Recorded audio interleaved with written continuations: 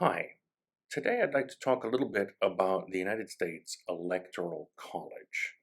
And I think the way that the US elects its president is a little bit confusing sometimes to many people outside the United States, sometimes even to people inside the United States. This is because if we look at most countries that have presidential systems, the president is elected directly by all citizens with a right to vote. And so everybody votes, and whichever candidate wins, a plurality or a majority, i.e., the most votes, or 50% plus one of the votes, is then elected as the president. The United States does not work like that. Rather, the US goes through an institution called the Electoral College. Now, the Electoral College was established at the Constitutional Convention in Philadelphia back in 1787 as a compromise between various members of the convention in order to preserve and enhance the power of less populous states, mostly in the southern colonies, what had been the southern colonies. And the way that the Electoral College works is that every state has a number of electors apportioned to it based on the number of representatives it has in the US Congress. So, as also part of the same set of compromises at the Constitutional Convention, every state, regardless of population, gets two senators, right? So, a state with 600,000 people will have two senators. A state with 40 million people will have two senators, right? So every state starts off, therefore, also with two electors. In addition, each state then receives one elector for every member of Congress that it has, every member of the House of Representatives, sorry, that it has. And those are apportioned by population. So right now, one district for the House of Representatives usually has on average about 750,000 people across the United States. Now, some states have fewer than 750,000 people. They still get one member of the House of Representatives. So their districts are actually smaller by population than the districts of members of the House of Representatives in other states that have larger populations. So every state then gets at least one more elector based on that representation in the House of Representatives. Some get many more, right? So a state that has only one member of the House of Representatives would have in total three electors apportioned to it. A state that has 40 members of the House of Representatives would have 42 electors apportioned to it. Now, there's a little bit of a wrinkle because that would say there are 535 electors. There should be, right? Because there are 435 members of the House of Representatives, 100 US senators, therefore there should be 535. Actually, there are 538. This is because the District of Columbia, i.e., Washington, D.C., was given three electors. The Washington, D.C. District of Columbia does not have any voting representation in either the House of Representatives or the U.S. Senate. But if it were accorded representation as a state or state analog, it would have two senators and one member of the House of Representatives. Therefore, three electors is what it gets. So there are 538 electors. And in order to win the presidency through the Electoral College, a candidate has to win a total of 270 electoral votes. Right. Now, usually this coincides with the overall national popular vote, but it doesn't always. Most states then also apportion their electors in a kind of winner-take-all, first-past-the-post system. So if you win one more vote than the other candidate, or than all of the other candidates in a particular state, you get all of the electoral votes. There are a couple exceptions. A state like Maine, for example, I believe also Nebraska, gives electoral votes by congressional district. So if you win a majority of votes in a particular part of the state, you get one vote from that district, and that could be different from who wins the overall state total of electoral votes. But basically, in most states, if you win the majority of the popular vote in that state, you win all the electors. Now, this system, as you can tell, and as I've stated before, very substantially and systematically advantages and overrepresents less populous states. Right? More populous states are less well represented in the system than they should be if we had one person, one vote. Really, less populous states are way overrepresented compared to what it would be on one person, one vote. And so what that means is that it is theoretically possible to do quite poorly in the national popular vote, right, and to do much better in the Electoral College. And this, in fact, does happen from time to time. In fact, more and more frequently, it seems.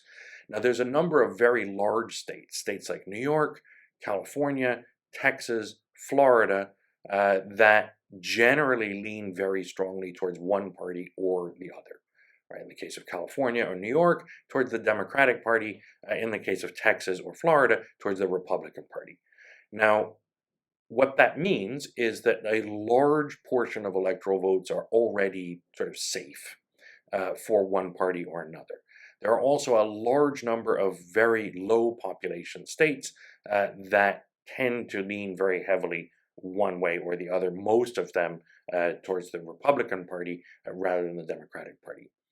That leaves only a small number of relatively populous states that are split in terms of how they tend to lean.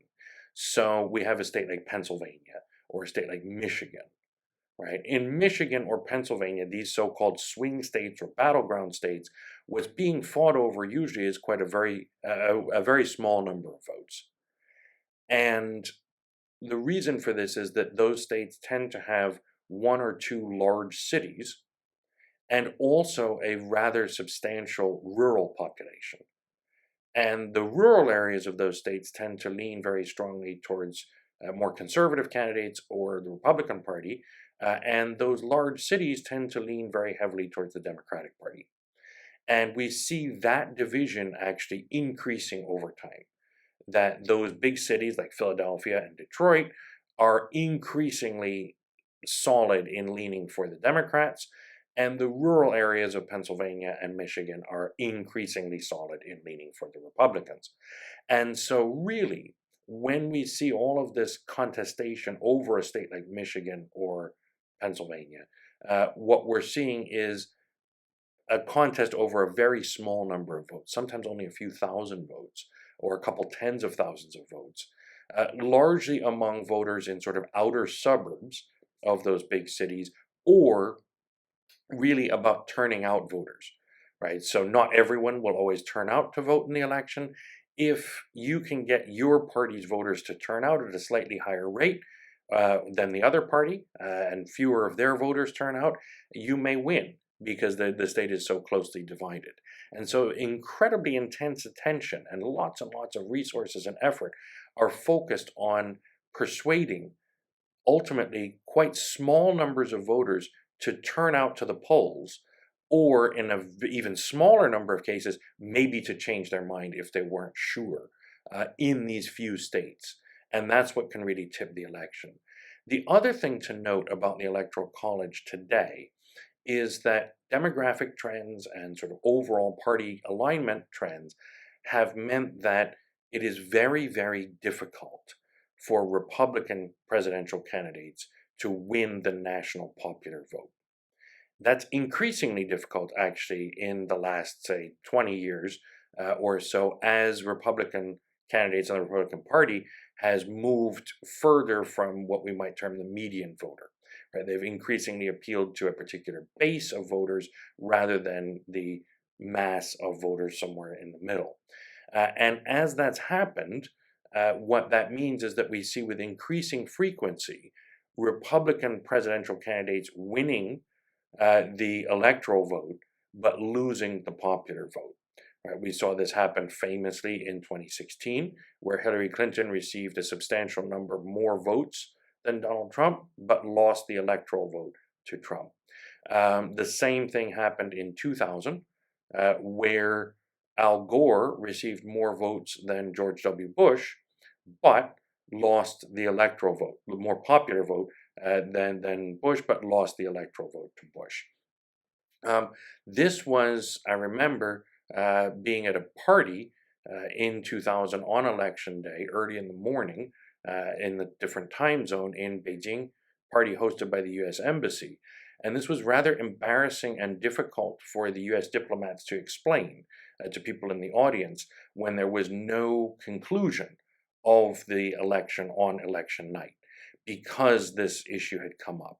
The electoral vote was so close, and it all came down to really very small numbers of votes in Florida that year, in which every vote really mattered. It was a few hundred votes difference about trying to decide. Every vote really mattered in order to decide which candidate would then win the very substantial number of electoral votes from Florida. Now, there were a couple of other cases during the 19th century in which a candidate won more popular votes but didn't win the electoral vote. There was even a case in 1824 in which no one received a majority either of the popular vote or of electoral votes. And in fact, the election had to be decided by the US House of Representatives rather than the Electoral College, leading to the election of John Quincy Adams in 1824. But this didn't happen. Nothing like this happened really between about 1888 and 2000. And so we became very accustomed for most of the 20th century, certainly, to whoever won the popular vote usually would win by a decently large margin, and they'd win the electoral vote by at least as large a margin. It's not inconceivable that this year, 2024, we could see another scenario of one candidate winning the popular vote and a different candidate winning the presidency by virtue of winning the electoral vote. More likely than not, if we saw that split, it would be the Democrats and Joe Biden winning a larger share of the popular vote and Donald Trump, the Republican candidate, winning the electoral vote, because of the way the Electoral College overrepresents and underrepresents certain states. There are more Republican-leaning states that are overrepresented than Democratic states, or Democratic-leaning states. And so what that will mean, if this occurs, is that we'd see a third iteration of this occurring. That's why there are increasing voices in American politics talking about reform of the Electoral College. But you can also imagine that there would be strong voices against that, depending on which side of this divide one is on. In the 19th century, there was less controversy, even though the situation was even more sharp in some ways in terms of who was winning which type of vote, the popular versus electoral votes. So it's a bit confusing, and it's a bit different and idiosyncratic as a system, but I think it is worth remembering how the US presidential election system works, and also what the implications of that are. Why, for example, candidates basically don't campaign in Texas or California and campaign an awful lot in certain parts of Michigan and Pennsylvania, for instance, and sometimes a couple of other swing states or battleground states that they identify and which to focus. So that is an explanation, briefly, of the US Electoral College. Thank you.